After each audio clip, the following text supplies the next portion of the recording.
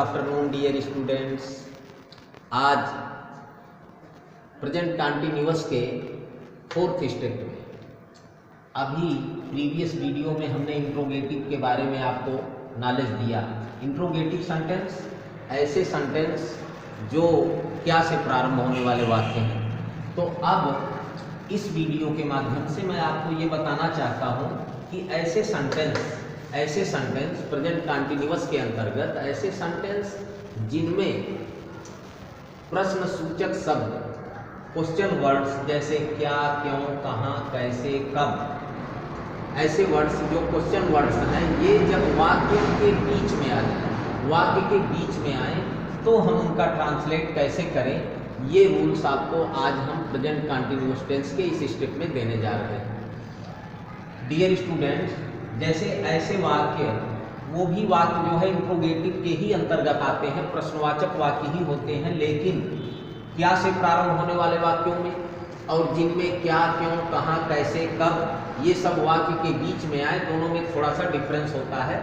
तो जब प्रश्न सूचक शब्द वाक्य के बीच में आए तो हम उनका अनुवाद कैसे करें।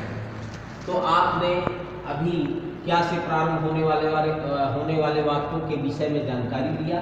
अब क्या, क्यों, कहाँ, कैसे, कब वाक्य के बीच में आए तो उनका ट्रांसलेट करने के लिए हम सर्वप्रथम उस शब्द की जो क्वेश्चन वर्ड है, क्या, क्यों, कहाँ, कैसे, जो वाक्य के बीच में आया है, तो उस शब्द की, उस वर्ड की इंग्लिश को हम सबसे पहले लिखते हैं। ट्रांसलेट करते समय बीच में आने वाले क्वेश्चन वर्ड की इंग्लिश हम सबसे पहले लिखते हैं।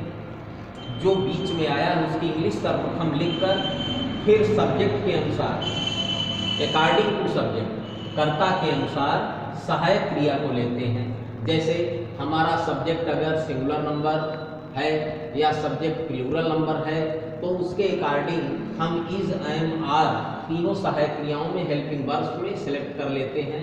कर्ता के अनुसार सहायक क्रिया को सेलेक्ट करते हैं। उसके बाद सब्जेक्ट को लिख लेते हैं और सब्जेक्ट को लिखने के बाद मेन वर्ब को लिखकर उसमें आईएनजी लगा देते हैं, क्योंकि प्रेजेंट कंटिन्यूअस टेंस के अंतर्गत आप चल रहे हैं। प्रेजेंट कंटिन्यूअस में मेन वर्ब में आईएनजी कंपलसरी होता है, अनिवार्य होता है।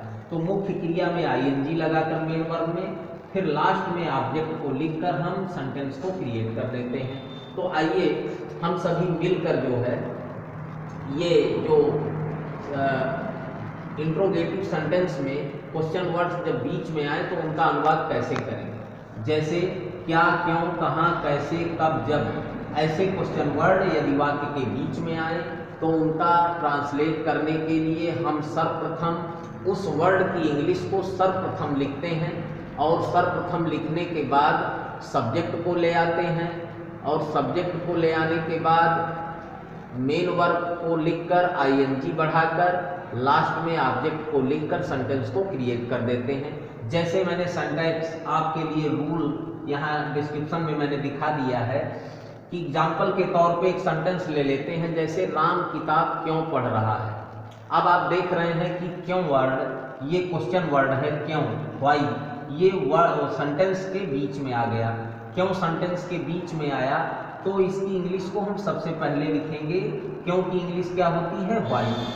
व्हाई को हमने सबसे पहले लिख लिया। अब आप देखिए कि इसमें सब्जेक्ट जो है Ram, any name, singular number subject है, इसलिए राम के साथ हेल्पिंग वर्ब की जाएगी। इसके तुरंत बाद हमने व्हाई के बाद हमने इज लगा दिया। क्वेश्चन वर्ड हमने सबसे पहले लिख लिया, इसके बाद हेल्पिंग वर्ब इज को ले आए यहाँ पर। इसके बाद आप सब्जेक्ट को ले आते हैं राम को। इसके बाद पढ़ना, मेन वर्ब है, रीड में आईएनजी बढ़ा दिए तो रीडिंग बन गया। द बुक ऑब्जेक्ट है आपका, ये लास्ट में आया। सेंटेंस आपका क्रिएट हुआ। जैसे ही हमने यहाँ से प्लस का साइन हटाया तो आपका एक सेंटेंस बन गया, why is Ram reading the book. अब मान लीजिए एग्जाम्पल के तौर पे एक सेंटेंस और ले लेते हैं, जैसे मैं किताब कहाँ पढ़ रहा हूँ। जैसे मैंने आपसे कहा मैं किताब कहाँ पढ़ रहा हूँ, तो आपने देखा कि कहाँ पढ़ रहा हूँ और कौन पढ़ रहा, मैं। तो कहाँ की इंग्लिश सबसे पहले आपने लिख लिया, कहाँ की इंग्लिश आपने लिख लिया, वेयर, WHERE। वेयर को आपने सबसे पहले रख लिया। इसके बाद मैं सब्जेक्ट जो है उसमें आई है, तो आई के साथ एम आता है, तो यहाँ पे आपने लिख लिया एम, वेयर एम। इसके बाद सब्जेक्ट आपका आई है, वेयर एम आई। फिर मेन वर्ब आपका रीड है, तो रीड में आईएनजी लगा दिया, रीडिंग। और लास्ट में ऑब्जेक्ट आपका आ गया the book. Why am I reading the book, मैं किताब कहाँ पढ़ रहा हूँ, where am I reading the book, मैं किताब कहाँ पढ़ रहा हूँ। इस तरह से प्रश्नवाचक वाक्यों में प्रश्न सूचक क्वेश्चन वर्ड अगर बीच में वाक्य के बीच में आते हैं तो इस तरह से आप जो है उनका ट्रांसलेट कर सकते हैं। आज आपका प्रेजेंट कंटीन्यूअस टेंस कंप्लीट हुआ। अगले वीडियो में मैं आपको प्रेजेंट परफेक्ट टेंस में इंटर कराऊंगा। प्रेजेंट परफेक्ट टेंस के बारे में हम स्टडी करेंगे। और आज ये प्रेजेंट कंटीन्यूअस टेंस आपका कंप्लीट हुआ।